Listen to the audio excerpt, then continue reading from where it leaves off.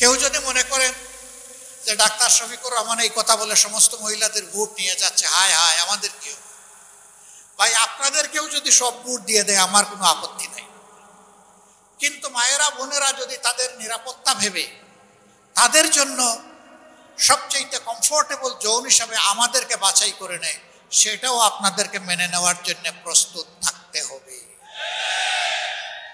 ওখানেও আপত্তি তুলতে পারবেন না। যে যুব সমাজ 24-এ বুক চিতিয়ে লড়াই করেছে, জীবন দিয়েছে, পঙ্গু হয়েছে, তারা অনেকেই জানতো না তারা বেঁচে থাকবে কিনা। সেই যুব সমাজের একটা বিশাল দাবি, চাহিদা, প্রত্যাশা এই জাতির কাছে আছে। তাদের এই প্রত্যাশাকে আমরা সম্মান করি এবং আমরা কথা দিচ্ছি তোমাদের প্রত্যাশা পূরণে আমরা লড়ে যাব ইনশাআল্লাহ। যুবকরা, তোমাদেরকে তোমাদের অধিকারের জন্য লড়তে হবে। দুটি অধিকার, একটা হলো নিজের হাতকে দক্ষ হিসাবে গড়ে তোলার অধিকার, রাষ্ট্র যেন এই সমর্থ তোমাদেরকে দান করে, সাপোর্ট দেয়।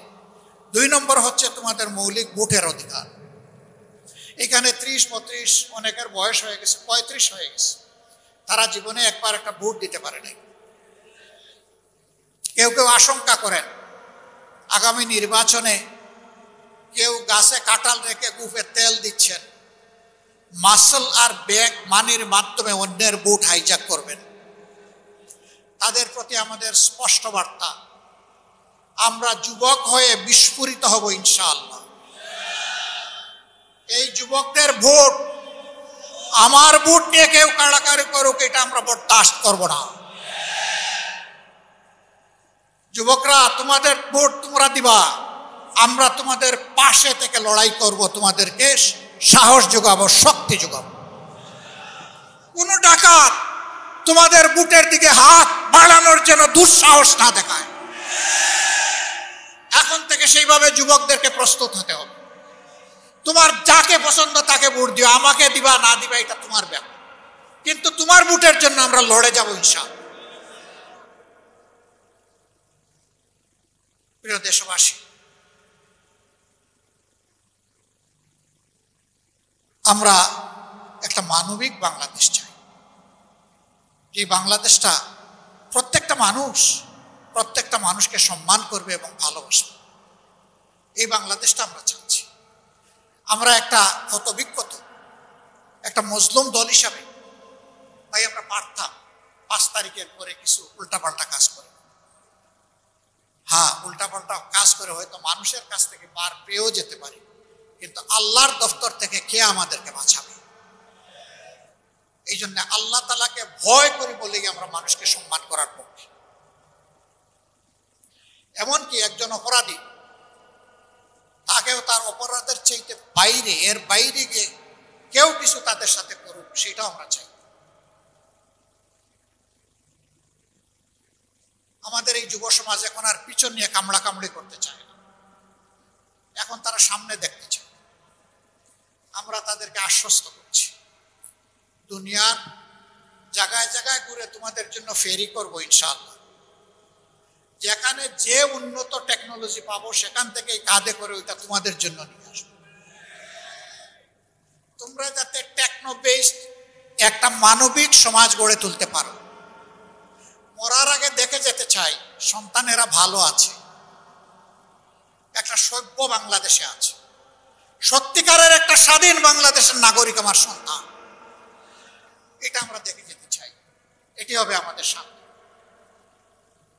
আমাদের জন্য সবাই দোয়া করবেন। আমরা যে লড়াইয়ের ঘোষণা দিয়েছি, এটা কোনো দলের বিরুদ্ধে নয়, কোনো গোষ্ঠীর বিরুদ্ধে নয়, এটা জনগণের পক্ষে। জনগণের পক্ষে, জনগণের স্বার্থের জায়গায়। আল্লাহর কসম, আমাদের জীবন থাকতে অতীতে আমরা কোনো অন্যায়ের কাছে মাথা নত করি নাই, আগামীতেও আমরা আপোষ করব না ইনশাআল্লাহ। সেই লড়াইয়ে প্রিয় জনগণকে আমরা সাথে চাই, পাশে চাই। এখন সারা তো বললাম জাতীয় ব্যাপার, এই আসনের কি হবে? এই আসন একসময় সন্ত্রাস কবলিত একটা জায়গা ছিল। আমরা প্রথমে কথা দিচ্ছি, এইখানে সন্ত্রাসের কোনো কালো ছায়া আমরা বরদাস্ত করব না। এই এলাকাকে সন্ত্রাসমুক্ত এলাকা হিসেবে গড়ে তোলা হবে ইনশাআল্লাহ। এলাকার যুবকদের চাহিদার দিকে, তাদের মানসিক বিকাশের দিকে আমরা লক্ষ্য রাখব। এখানে উপযুক্ত পার্ক নাই, মাঠ নাই, সুইমিং পুল নাই, যে কয়টা একটু সামান্য বড় চ্যানেল আছে, ড্রেন আছে, সবগুলা ময়লা এবং আবর্জনায় দুর্গন্ধে ভর্তি। আমরা ওই সব ড্রেনগুলোকে স্বচ্ছ পরিষ্কার করবো ইনশাআল্লাহ। রাষ্ট্রীয় ফান্ডে পারলে করবো, না হয় জনগণের টাকা নিয়ে। বলবেন সেখানে কি চাঁদাবাজি হবে? না, হবে না, কোনো চাঁদাবাজি হবে না।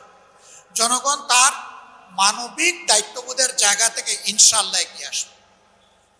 চীন সফরে গিয়েছিলাম, দেখি যে ওদের ড্রেইনের পানিও স্ফটিকের মতো চকচক করে।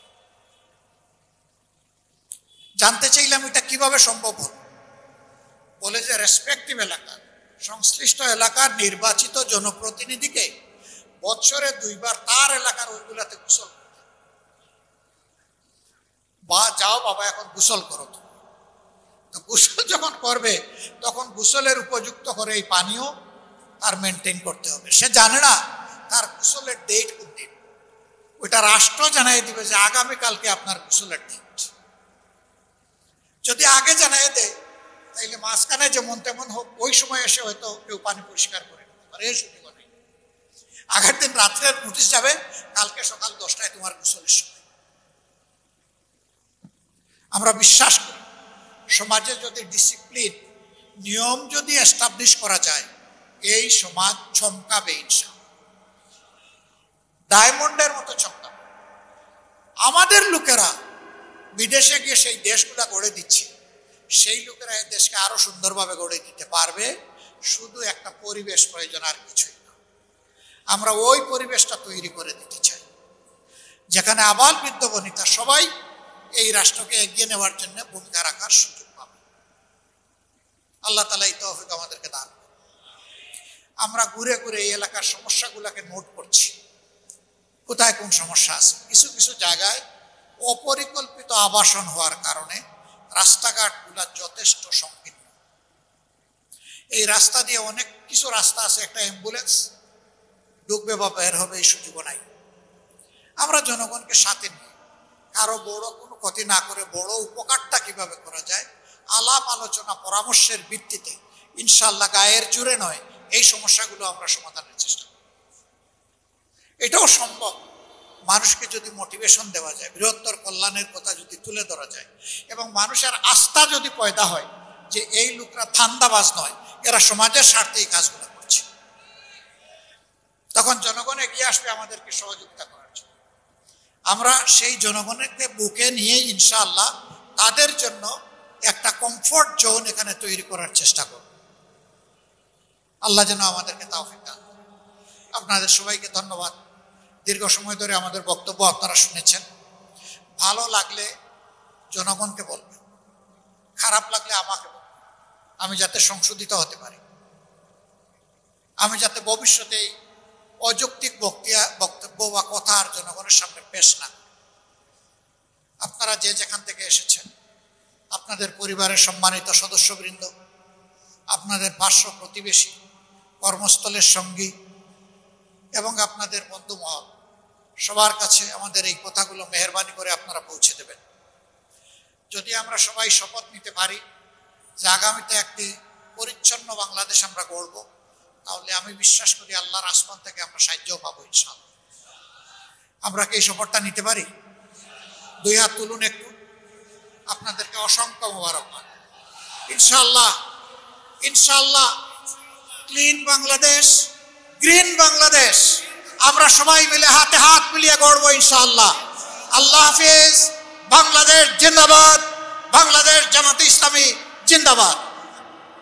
একটা বক্তব্যে আমি বলেছিলাম ইনসাফের দাবি পূরণ করতে গিয়ে মহিলাদের কর্মঘণ্টা কমিয়ে দেওয়া হবে। অনেকে এটার ভুল ব্যাখ্যা করেছে। একটা মিটিংয়ে সব কিছু বলা যায় না। চিন্তা ভাবনা না করে এই কথা তো আমরা বলি নাই, আমরা চিন্তা করেই বলেছি। কেন? একজন মহিলা, তিনি একজন শুধু মহিলা না, শুধু একজন কর্মজীবী না, তিনি একজন মা, সভ্যতার তিনি কেন্দ্রবিন্দু। একজন মহিলা ঠিক তো পরিবার ঠিক, পরিবার ঠিক তো রাষ্ট্র ঠিক। এই মহিলারা তারা তাদের উদরে সন্তান ধারণ করেন, গর্ভের সন্তান জন্মগ্রহণ করার পরে তাকে লালন পালন করেন বুকের দুধ দিয়ে, স্নেহ ভালোবাসায় তাকে শিক্ষা দিয়ে মানুষ করেন। তারা পরিবারের সব কিছুকে সামলান। এই দায়িত্ব পুরুষদের নাই এবং চাইলেও এটা পারবে না। এই আমেরিকায় অন্য আরেক জায়গায় একজন প্রশ্ন করেছেন এক ভদ্রলোক যে এটাকে বৈষম্য হলো না, যে ওনারা করবে 5 ঘন্টা, আমরা করবো 8 ঘন্টা। তাহলে অবশ্যই বৈষম্য। দেখে আর কোনো বৈষম্য আছে কিনা। আচ্ছা, আগামী 1 বছরের ভিতরে পুরুষদের মধ্যে যারা পেটে বাচ্চা নেবেন তারা একটু হাত তুলে। এখন থেকে সবাই মিটমিট করে হাসে আর মাথা নিচের দিকে দেয়। ওইটা কিভাবে সম্ভব? আচ্ছা, এটা পারবেন না, বুঝলাম, এটা অনেক অসম্ভব জিনিস। আচ্ছা ঠিক আছে, এটা পারলেন না। আপনার স্ত্রী যে বাচ্চাটা জন্ম দিবেন সেই বাচ্চাটাকে বুকের দুধ যারা খাওয়াবেন, নিজের বুকের দুধ, তারা একটু হাত। এবারও হাসে, বলে যে এটাও তো সম্ভব না। আমি বললাম যে তাইলে কি এটা বৈষম্য না? একজন 2 দায়িত্ব, মহান গুরু দায়িত্ব পালন করলো, আপনি কিছুই করলেন না, এটা তো বৈষম্য রে ভাই। এই বৈষম্যের কম্পেনসেশন হবে তাদের কর্মঘণ্টা কমিয়ে দেওয়া। এই কর্মঘণ্টা যখন কমিয়ে দেওয়া হবে, ফুল কনসেন্ট্রেশন, মনোযোগ নিয়ে তারা কাজ করবে। 5 ঘন্টা পরে সে তার বাচ্চার কাছে ফিরে যাবে, বাচ্চাকে সময় দিবে, লালন পালন করবে, পরিবারের অন্য দায়িত্ব পালন করবে। এটা তো সমাজেরই কাজ। এখন আরেক দল বলছে আহারে গেল তো গেল, সব গেল। আগে এমনিই অনেকে মহিলাদেরকে কাজে নিয়োগ দিতে চায় না, এখন যখন দেখবে 5 ঘন্টা তখন তো আর দিতেই চাইবে না। হ্যাঁ ভাই, 5 ঘন্টা আমার একজন মা একজন বোন ডিউটি করবে, কিন্তু ইনশাল্লাহ তারা 8 ঘন্টার বেতন পাবেন। এই বোঝা গিয়ে যিনি এমপ্লয়ার, নিয়োগকর্তার ঘাড়ে এটা পড়বে না, এটা রাষ্ট্রের দায়িত্ব। আমরা সেই ওয়েলফেয়ার রাষ্ট্র, কল্যাণ রাষ্ট্রটা করতে চাই, যা জনগণের কল্যাণে নিবেদিত হবে, যার আয় ব্যয় সব কিছু আবর্তিত হবে জনগণের কল্যাণকে কেন্দ্র করে। ইনশাআল্লাহ এই মাদেরকে এখান থেকে সম্মানিত করা হবে। তবে যদি কোনো মা স্বেচ্ছায় তিনি বলেন যে না, আমার সুযোগ আছে, আমার বাচ্চারা বড় হয়ে গেছে, আমি 8 ঘন্টা কাজ করেই আমি 8 ঘন্টার বেতন নেব, তাকে আলাদাভাবে সম্মানিত করা হবে ইনশাআল্লাহ। এখন বাকি যে 3 ঘন্টা থাকলো, এটা কিভাবে পোষাবো? এই 3 ঘন্টার জন্য পার্ট টাইমার যারা 5 ঘন্টাও পারবে না, 8 ঘন্টাও পারবে না, এরকম অনেক মহিলা আছে, তিনি 3 ঘন্টা পারবেন, তিনি ওই 3 ঘন্টা কাজ করবেন, তিনি 3 ঘন্টার বেনিফিট নেবেন ইনশাআল্লাহ। তাইলে একজন মানুষের জায়গায় আরেকজন মানুষ কিন্তু ফিট হয়ে গেল। ওনাকে বলছে এর মাধ্যমে জব কমে যাবে, জব তো বেড়ে গেল ভাই, কমলো কোথায়? আগে একজন ছিল, এখন 2 জনের পার্টনারশিপ এখানে বিল্ড আপ হবে। এইভাবে আমরা একটা দরদি সমাজ গঠনে সক্ষম হব ইনশাআল্লাহ, যেখানে পরস্পরের প্রতি শ্রদ্ধা এবং ভালোবাসা থাকবে। আবার কারো ওই রকম সন্তান ছোট নেই, তার সংসারে এত বেশি সময় দেওয়ার দরকার নাই, কিন্তু তার প্রয়োজন আছে, তিনি ওভারটাইম করতে চান। যদি নিয়োগকারী সংস্থা তার কাছ থেকে ওভারটাইম সার্ভিস নিতে চায় আর তার যদি সেই সুযোগ থাকে, সেইটাও বাধা দেওয়া হবে না। সকল দুয়ার খোলা থাকবে, যে যে অপশনে ইন করতে চাইবেন তার জন্য সেই সুযোগটা ওপেন হয়ে যাবে ইনশাআল্লাহ। তো কি অপরাধটা আমি করলাম বলেন তো? এই যারা আমার দিকে কামানের গুলি ছোড়া শুরু করলেন, আমি আশা করব আমার এই কথাগুলা শোনার পরে তারা একটু শান্তি পাবেন ইনশাআল্লাহ।